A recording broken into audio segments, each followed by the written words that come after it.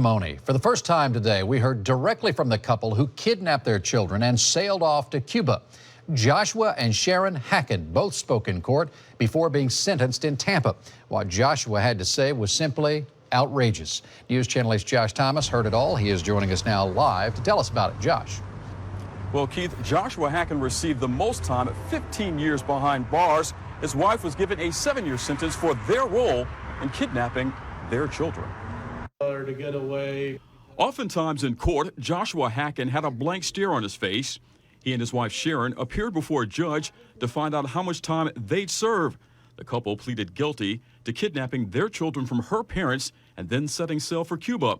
Joshua told the court it's all because the U.S. government was after him and his family. Our family came under direct harassment, intimidation, and ultimately physical attack by members of the National Security Administration.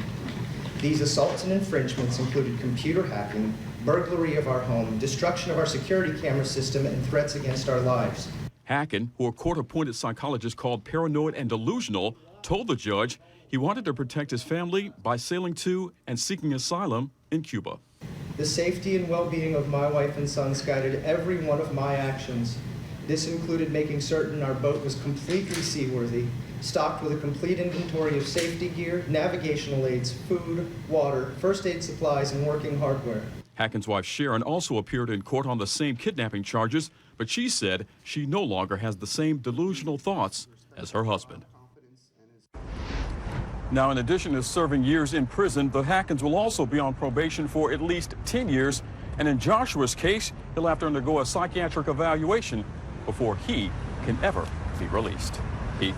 Josh, will the parents have any contact with their children going forward? What do you know about that? No, basically the court order issued by the judge today says that, number one, they can no longer have any contact with their children, and that is, in addition to that, the children will be in the custody of Sharon's parents. So basically they have now lost custody and